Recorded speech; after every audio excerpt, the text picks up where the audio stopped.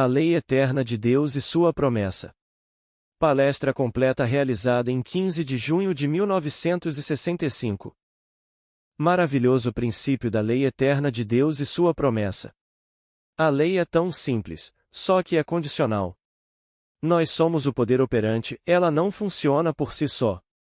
Você pode ser qualquer coisa que queira ser neste mundo se estiver disposto a pagar o preço. O único preço que você paga é desistir do que você é para que você possa na imaginação se tornar o que você quer ser. Esse é o preço que você paga. A moeda que você usa é simplesmente diligência, persistência, fé na realidade do seu ato invisível. Você se imagina sendo o que quer ser e acredita na realidade desse ato invisível. E então você se torna diligente, você se torna persistente, e você persevera nesse estado. E então ele cria raízes e cresce neste mundo. Então você não é a mesma pessoa quando se torna outra pessoa. Então você não pode ser um ser em um estado e não sofrer as consequências de não estar em outro estado. Existem estados infinitos e você pode escolher. O homem não sabendo disso, ele acha que tem que simplesmente aceitar o que é chamado de destino. Ele nasceu em um certo ambiente, ele não teve o incentivo adequado, nenhuma formação, isso, aquilo e o outro. Ele aceita isso. Se ele aceita, então ele vive naquele estado. Mas você não precisa se você realmente conhece este princípio de que tudo o que você deseja, acredite que você recebeu e você receberá. Isso é Escritura. Marcos 11, 24. Eu lhe digo por experiência própria, minha própria experiência pessoal, que você receberá. Você não pede favores aos outros, ninguém precisa ajudá-lo. O vasto mundo inteiro é resposta, eles respondem. Eles têm que responder, eles não podem evitar, pela razão muito simples de que todas as coisas realmente existem em nós. Como Blake disse tão sabiamente. Tudo o que você vê, embora pareça fora, está dentro, em sua imaginação, da qual este mundo de mortalidade é apenas uma sombra. É tão claramente revelado na profundidade da alma de alguém através da visão que todos no mundo estão simplesmente respondendo ao que está acontecendo em sua própria e maravilhosa imaginação humana. Então, depende inteiramente de você saber o que quer e então ousar testar esta lei. Como nos é dito nas Escrituras. Venha, prove-me e veja. Você não sabe que Jesus Cristo está em você? A menos que, é claro, você fale em passar no teste. 2 Coríntios 13, 5. Bem, Jesus Cristo nas Escrituras é definido como o poder e a sabedoria de Deus, 1 Coríntios 1, 24. E então, o poder de Deus está em você, sua própria e maravilhosa imaginação humana. Então você pode testá-la e ver. Quando chegamos à promessa e porque só temos 2 semanas restantes, e espero que muitos de vocês estejam lendo a Bíblia no intervalo entre agora e quando retornarmos no final de outubro, gostaria de dar alguns pontos sobre como ler a Bíblia. Quando você pega um livro em suas mãos e lê um romance, e todos eles são personagens na imaginação do escritor, e você lê o livro, e todos eles se tornam vivos para você. Hoje você lê Dickens, e os personagens de Dickens são mais vivos do que Dickens. Você os lê e de repente você dota cada um com uma personalidade e eles são tão reais. Você lê Shakespeare. Ligue sua TV hoje à noite e um homem sentou-se ou uma senhora sentou-se e escreveu aquele roteiro, e ainda assim todos estão na imaginação dele ou dela, mas eles são todos reais quando você olha para eles. Agora, quando você olha para a Bíblia e abre a Bíblia, posso lhe dizer, do começo ao fim. Mas vou limitar agora de Adão, que é o começo de Gênesis, ao 1 de João, onde João Batista é apresentado como um personagem, e assim nos é dito, a lei e os profetas existiram até João. Esse é o roteiro, um roteiro escrito exatamente como qualquer autor aqui escreveria um roteiro, só que isso foi mostrado em visão. Ele não se sentou e cogitou e tentou descobrir como escrever o roteiro, a coisa toda foi revelada do começo ao fim. Não é o produto da composição de algum homem. Esses homens inspirados pela profundidade da alma escreveram as Escrituras. Eles escreveram o drama eterno. Então, de Adão a João. E você pode fechar o livro, a coisa toda está em você, essa Escritura sagrada. Agora, tenha sempre em mente quando você abrir o livro e ler este livro que os nomes Moisés e Abraão e Isaque e Jacó não estão ali significados, mas os estados significados por esses nomes. Os indivíduos são apenas representantes ou visões desses estados como foram revelados ao homem mortal na série de revelações divinas como estão escritas na Bíblia. Posso lhe dizer, com Blake, eu vi esses vários estados na minha imaginação e visto à distância parece um homem, e quando você se aproxima e chega perto, eles são multidões de nações. Um homem. Agora, no pensamento hebraico, a história consiste em todas as gerações de homens e suas experiências fundidas em um grande todo, e esse tempo concentrado no qual todas as gerações de homens são fundidas e do qual tudo brota é chamado de eternidade. A eternidade é personificada como um único jovem, e esse jovem é Davi. Então, realmente, quando lhe dizem, Tu és meu filho, hoje eu te gerei, essas palavras são dirigidas a Davi, são dirigidas à humanidade, a todo o vasto mundo. Mas todas as escrituras sagradas, cada uma dentro delas, todas as experiências, fundidas em um único ser e esse é Davi. E você tem que trazê-lo à tona. Quando você entra na arena, e realmente é uma arena, e você representa essa tragédia assustadora, no final de sua jornada você traz à tona a humanidade. Mas não multidões, você traz à tona a humanidade como um único jovem, apenas Davi, e Davi o chama de pai, o chama de meu Senhor. Você é sua rocha. Então você entende as palavras em Apocalipse, eu sou a raiz e a geração de Davi. Eu sou, essa é a raiz. E a humanidade saiu de mim, como nos foi dito no capítulo 11 do livro de Isaías, e do tronco de Jessé, a palavra Jessé significa eu sou, do tronco de Jessé brotará esta raiz, este pequeno ramo sairá. Então, do eu sou todo o vasto mundo da humanidade sai.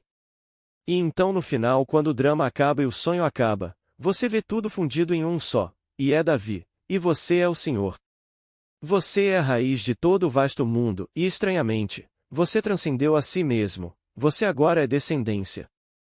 Então você entenderá as palavras no 7º capítulo do 2º livro de Samuel e essas palavras são dirigidas a Davi quando seus dias forem cumpridos e ouça as palavras cuidadosamente, cumpridos como nos foi dito no primeiro dos evangelhos, o tempo está cumprido e o reino de Deus está próximo.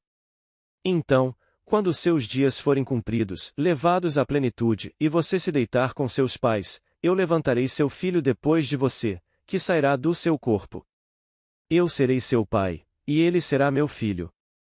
Então, um ser sobrenatural surge em você, individualmente, e quando esse ser surge em você, o poder dele evoca aquele ser único representando todo o vasto mundo da humanidade, e ele o chama de Pai. Agora você entende estas palavras de Paulo. Quando eu era criança, pensava como criança, falava como criança, raciocinava como criança, quando me tornei homem, abandonei as maneiras de criança.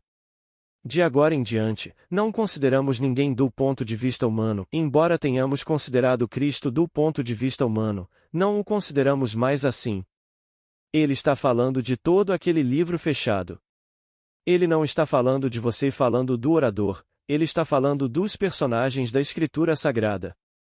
Ele também pensou que Abraão era um homem e não um estado. Ele pensou que Moisés era um homem e não um estado. Ele pensou que todos os personagens.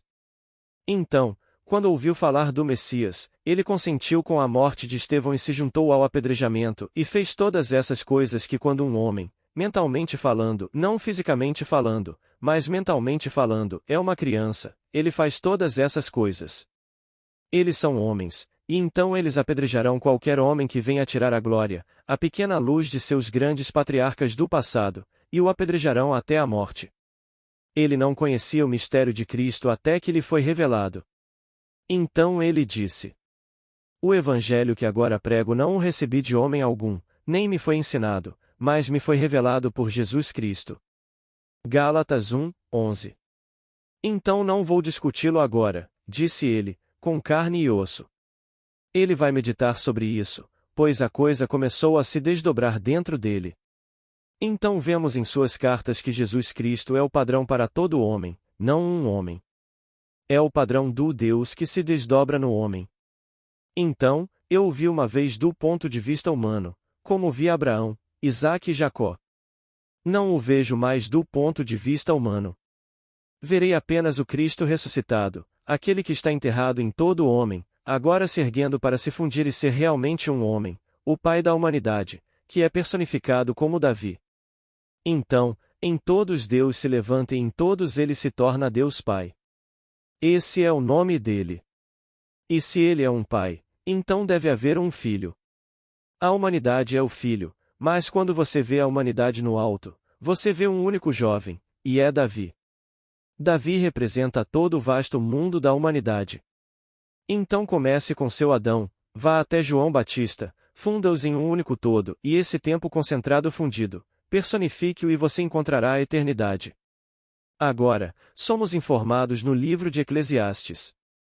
Deus pôs a eternidade na mente do homem, mas de modo que o homem não pode descobrir o que Deus fez desde o princípio até o fim. Eclesiastes 3:11. Somente naquele momento escatológico, quando o homem se levanta no fim, ele realmente entenderá o que Deus colocou em sua mente. Ele colocou todo o vasto mundo, ele colocou a eternidade na mente do homem, e a eternidade consiste simplesmente em todas as gerações de homens, todas as suas experiências, fundidas em um grande todo. Então, todo o vasto mundo é colocado na mente do homem e quando ele chega ao fim, tendo desempenhado essas muitas partes, lutando contra si mesmo, fugindo de si mesmo e de todos os horrores do mundo, ele desperta. Então ele encontra o todo fundido em um único jovem que ele ama além da medida. Pois as palavras são: aqui está meu amado Davi, eu nunca tirarei meu amor constante dele. Agora, aqui nos é dito, ele é rei sobre todos eles quando estão em batalha, mas no final ele é seu príncipe para sempre, não rei. Ele é rei quando todo o vasto mundo está fragmentado, mas no final, ele é príncipe, e ele é meu amado para sempre. Pois se ele é o príncipe, então eu sou o rei.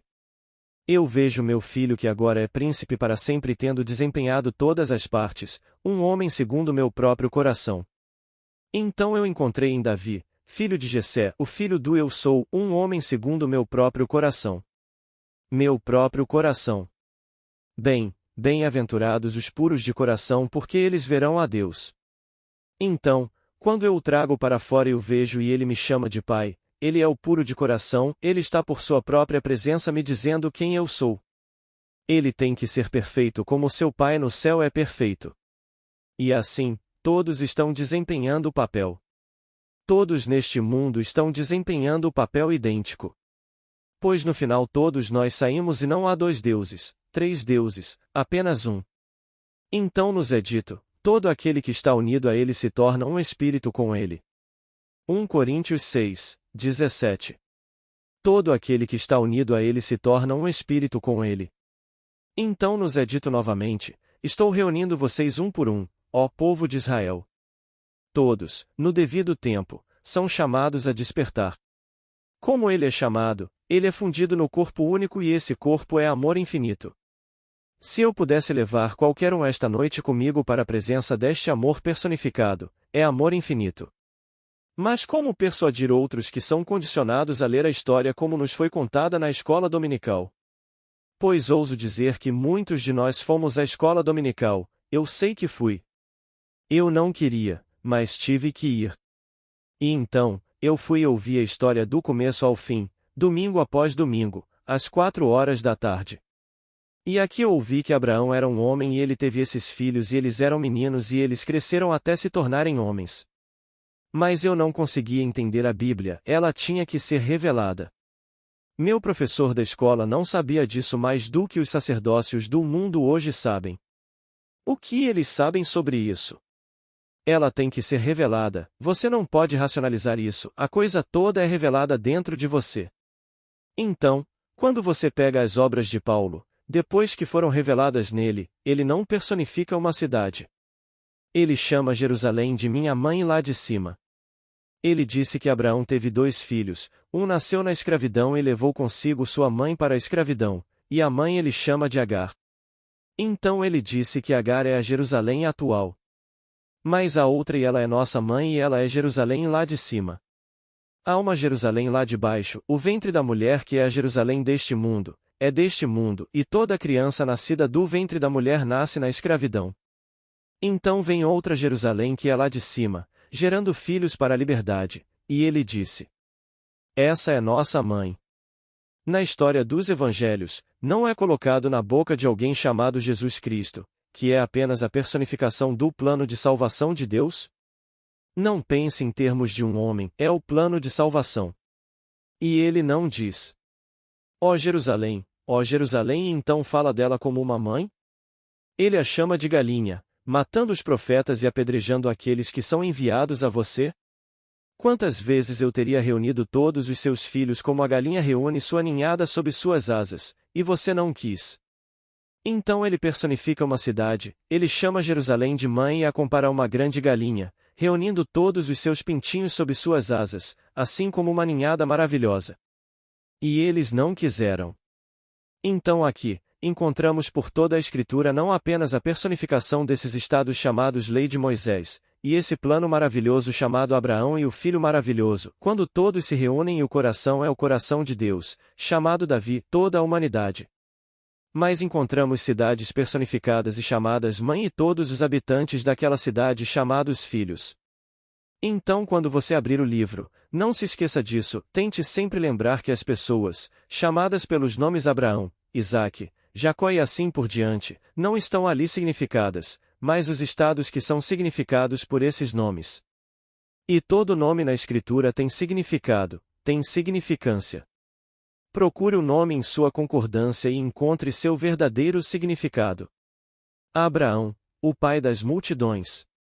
Aqui está o começo da grande jornada, o pai das multidões, mais numeroso que as areias do mar, mais numeroso que as estrelas dos céus. Não é um homem, e ainda assim ele tem 2 filhos, disse Paulo. Se você ler as Escrituras, há mais de 2. Foi prometido a ele mais do que as areias do mar, mas mesmo na ordem cronológica real há mais. Mas ele só toma os 2. O escravo, este corpo, nascido de Jerusalém de baixo, que era minha mãe física, e então aquilo que aconteceu em mim, nascido de cima, que ele chamou de minha mãe Jerusalém de cima, nascida na liberdade. Então aqui, não importa como você olhe para isso, sempre tente lembrar que você não pode lê-lo como ler um romance. Mas pense em um romance como uma criação de um autor, um único autor e ele concebeu todas essas partes e elas se tornam vivas para você, o leitor. Bem, a Bíblia é escrita da mesma maneira, só que sob inspiração. É a história eterna pela qual Deus traz à existência o ser sobrenatural que é Cristo. Cristo é o ser sobrenatural.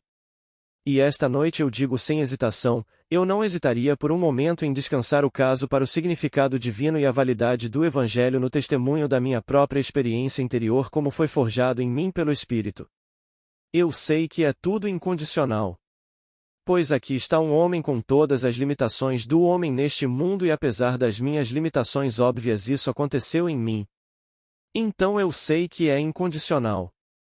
Eu não o ganhei. Eu não adquiri e reuni nenhum mérito por isso.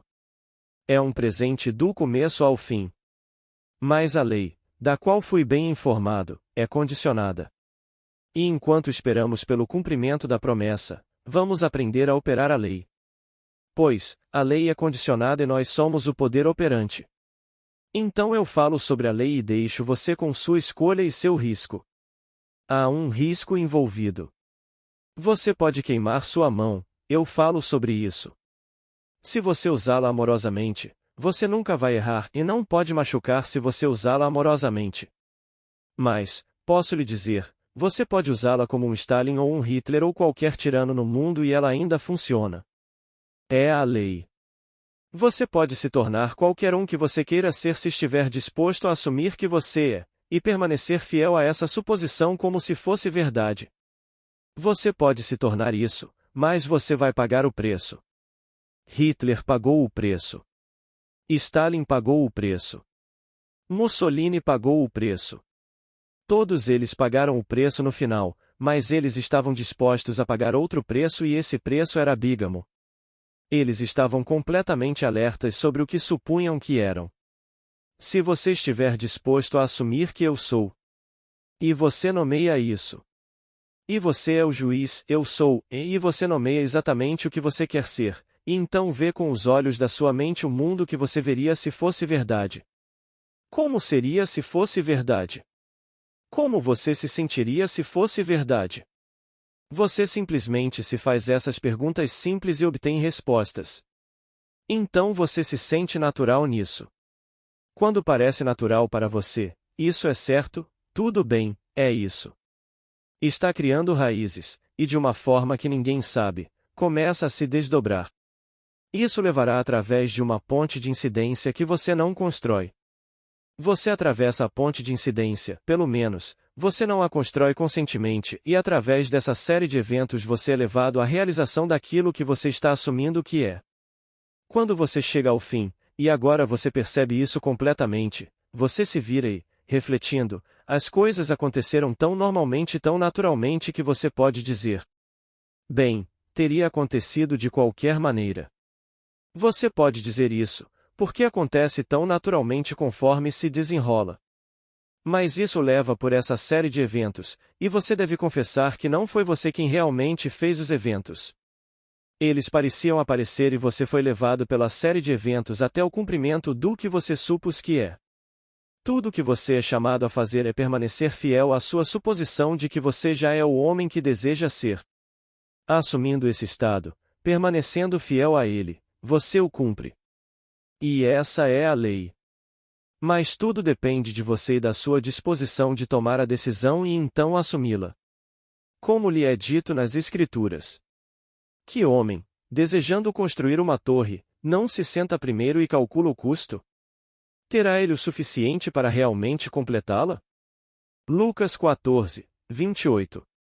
Ele não quer ser ridicularizado. E então, a torre é simplesmente o estado elevado que você deseja cumprir, essa é a torre. Você calcula o custo. Você tem fé suficiente? Você tem persistência suficiente? Você tem persistência suficiente para realmente assumi-la e cumpri-la? Mas descobri que em todos os que a tiveram, e estou entrando no meu círculo mais próximo de amigos e parentes, eles se esquecem disso no final. Eles não esquecem a lei, mas se tornam tanto que sonharam ser que se gabam, como se, e não posso negar que eles fizeram isso, mas era a lei, um princípio simples, que seu porteiro poderia ter feito. Qualquer um que emprega agora 1000 carregadores e homens trabalhando para ele, qualquer um naquela multidão que soubesse o que ele fez poderia ter feito a mesma coisa se tivesse contado o custo. Como lhe disseram, que homem que deseja construir uma torre não se senta primeiro e conta o custo?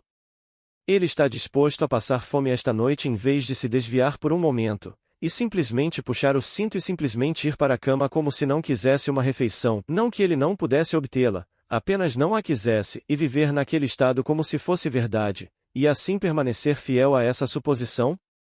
Se ele fizer isso, o carregador, que hoje ainda continua sendo o carregador, poderia, se tivesse começado quando o chefe começou, ter feito a mesma coisa. Então este princípio, um princípio simples e maravilhoso baseado nas Escrituras. Tudo o que você deseja, creia que já recebeu, e você o receberá. Marcos 11, 27. Não diz que você vá ao padre e pergunte ao padre se é bom para você. Não diz que você leve em consideração nenhum código moral. A Bíblia não é um livro moral. O homem não consegue fazê-la passar pela cabeça, não é um livro moral. É um livro de lei e promessa, e a lei é condicionada e a promessa é incondicionada. Mas o homem leu nela morais que não estão presentes no livro. Ele o levará por tudo e o trará para fora no final, e no final você desperta, e você é o próprio Deus. O Espírito da Verdade levará o crente por todas essas experiências, pois ele envia o Espírito da Verdade sobre o homem. Quando o Espírito da Verdade vem sobre o homem, ele pega esse crente, e naquele crente o crente tem as experiências, todas essas experiências maravilhosas. E ele o traz para fora no final como aquele que criou e concebeu a coisa toda. E você descobre que seu Criador e seu Redentor são um e o mesmo ser, e os dois são um, e você é um. Você o criou, preparou o caminho da redenção, redime a si mesmo, e no final você é o próprio que o concebeu, que o interpretou e que o cumpriu. É somente Deus. Não há nada além de Deus neste mundo. Ouve, ó Israel. O Senhor nosso Deus é o único Senhor. Não dois, não há espaço para dois. Não há espaço para o Criador e o Redentor, eles são papéis diferentes desempenhados pelo mesmo ser. E assim, ele concebeu tudo, desempenhou todos os papéis, e no final somos reunidos um por um para nos unirmos em um único homem que é Deus. Então, estou falando por experiência própria, não estou teorizando. E quando você lê nas Escrituras que Deus é amor, posso lhe dizer, isso é verdade. Mas assim como Jesus Cristo é a personificação do poder e da sabedoria de Deus, você encontrará um homem, glorioso além da medida, e tudo o que você pode realmente sentir é amor. Você não consegue pensar em nenhuma emoção neste mundo além do amor. No entanto, você está na presença do Cristo ressuscitado que é Deus e é amor. Mas não posso negar que tudo isso que era para mim quando eu era criança, pensava como criança, falava como criança, raciocinava como criança, mas agora que me tornei um homem, eu deveria simplesmente deixar de lado as coisas infantis, e eles não são mais homens, são estados. Mas ao encontrar os estados, você vê um homem, pois é preciso um homem para expressar todas as emoções neste mundo, o mal e o bem. E assim, o erro precisa de um homem como agente. A verdade precisa de um homem como agente. Tudo o que é expresso precisa do homem para expressá-lo. Então, quando a coisa a ser expressa, o estado a ser expresso, está sendo expresso, um homem aparece. Mas todos esses homens são apenas personificações dos estados. Então, quem, realmente, é a realidade por trás dessas personificações? Eu estava na presença do homem e era amor. Mas somos informados no final que nenhum olho mortal poderia ver a glória que aguarda o despertar do Criador que morreu, e se tornou isso, e então se levanta disso. Quando ele se levanta disso, qual é a glória que está reservada para todos verem quando todos nós somos isso? Mas eu só sei que vi o homem. E eu não tive que fazer nenhuma pergunta quando fiquei na presença do amor infinito. A pergunta que me foi feita foi baseada no amor: qual é a maior coisa do mundo? E eu respondi amor, e nisso nos fundimos. Havia mais um reunido no corpo do amor. E ainda assim fui enviado, fundido no corpo do amor, um com Deus, e então ordenado a ir e contar o que eu tinha experimentado, e as palavras ecoando em minha mente: abaixo os sangues azuis. Não entendi o significado disso, mas essa foi minha ordem. Demorou anos e anos para que eu entendesse o significado das palavras, e elas simplesmente significam protocolo da igreja, é tudo o que elas significam. Todas as cerimônias externas, todas as atividades externas na esperança de ganhar mérito, abaixo contudo, não fazem parte disso.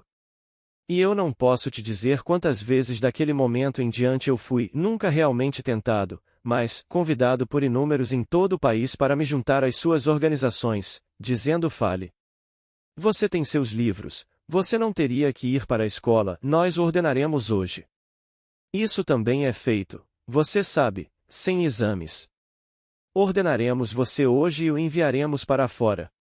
Isso seria uma violação completa do comando que me foi dado quando fui enviado da presença do Cristo ressuscitado. Abaixo os sangues azuis, toda a cerimônia externa, mas toda ela, de cima para baixo. Ele não é alcançado dessa forma. Você não o alcança subindo no mundo de César, onde alguém poderia levá-lo do estado humilde para um estado mais alto e, finalmente, para o mais alto aos olhos do homem, porque Deus não julga pela aparência externa. Aquele que hoje veste as maiores vestes, as vestes mais gloriosas, pode não ter um coração comparável ao coração daquele que limpa seus sapatos. E o Senhor vê apenas o coração, não a aparência externa. Agora, quando esse coração chega à perfeição, é automático, e então Davi aparece, e Davi, que deveria ser o pai, se torna o filho. Esse é o grande mistério. Como um homem pode se tornar o pai de seu próprio pai? E é isso que acontece, pois eu sou a raiz e a geração de Davi. Apocalipse 22, 16. Aqui está Davi. E eu levantarei depois de ti teu filho que sairá do teu corpo. Teu filho. E eu, o Senhor, serei seu pai, e ele será meu filho. 2 Samuel 7, 12. Ele sai de Davi, Então ele deveria ser filho de Davi. Sim, ele sai de Davi, ele sai da humanidade. Todo o vasto conflito dá à luz a esse ser sobrenatural voltando, o poder criativo de Deus.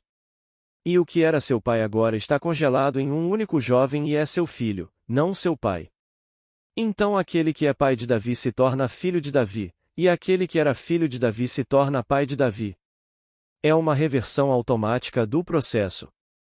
Então ele colocou na mente do homem a eternidade, Davi, que nada mais é do que a concentração completa de todas as gerações de homens. E então ele fragmentou aquele homem, ele era uma única pequena unidade entre bilhões de homens, e a luta começou. Ele passa por todo o inferno do mundo. No final, tendo jogado tudo e superado tudo, somente através do amor, ele chega ao ponto onde ele começa a despertar e toda a vasta massa da humanidade mais uma vez se solidifica e fica diante dele como um único jovem e o chama de pai. E a jornada acabou. Tudo o que ele pode fazer pelos dias restantes na terra é contar a qualquer um que queira ouvir, isso é tudo. Alguns ouvirão acreditando, alguns dirão que é loucura, mas conte de qualquer maneira. Pois, tudo o que posso dizer é que o que lhe contei esta noite é verdade. Não especulei, não estou teorizando, estou lhe contando exatamente o que experimentei. Esses vários estados eu vi na minha imaginação. Uma noite eu vi tão claramente. Eu estava com Blake e ele me mostrou o tipo de queda que eu deveria levar. Levando essa queda, quando me estabilizei, vim como um meteoro pelo espaço. Quando me estabilizei e aquela queda parou, aqui, à distância, estava um único homem, um homem glorioso e seu coração era como um rubi em chamas. Ele estava radiante e o coração era simplesmente um rubi em chamas. Quando me aproximei dele, ora, o único homem se tornou uma multidão de nações. E eu vi esta visão perfeita do único homem fragmentado em todas as nações do mundo, e ainda assim vi à distância um homem glorioso com um coração de um rubi em chamas. Então eu lhe digo, não estou especulando. Estou falando por experiência própria. Você é esse homem. E para um propósito além da sua compreensão atual, você criou uma cena, e se tornou o homem fragmentado, o único homem. Seu fim já foi predeterminado, porque não é baseado em nenhum esforço da parte de um homem aqui. Sempre foi estabelecido. Ele preparou o caminho para o retorno de si mesmo.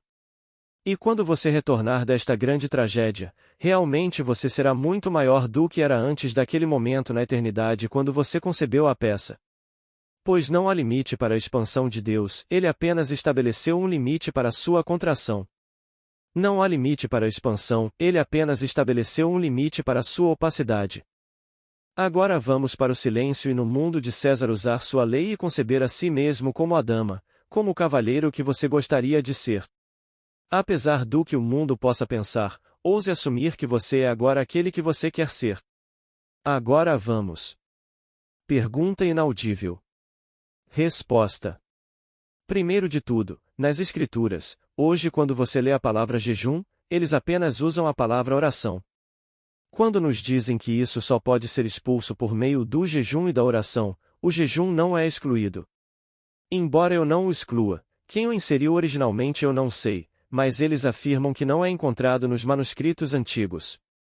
Mas o jejum é simplesmente desviar minha atenção dos estados nos quais eu anteriormente me banqueteava. E isso em si, o afastamento dos meus estados anteriores para outro estado, seria oração, porque oração é movimento em direção a, acesso a, proximidade, em ou nas proximidades de. Então, se eu me afastar de um estado, posso me aproximar cada vez mais do sentimento de ser aquele que eu quero ser. Então, eu não apagaria, mas na minha Bíblia, a nova, eles apagam a palavra jejum, e simplesmente ficam com a oração. Para mim, a oração incluiria jejum. Mas nenhum jejum físico. Uma amiga minha, que é da Igreja Católica, desistiu para se casar com o homem do seu coração, que também é católico, mas ele era divorciado, e essa foi sua primeira aventura. O pai dela simplesmente a deserdou por ela ousar se casar com um homem divorciado, que também era católico. Nesse momento a fita acaba.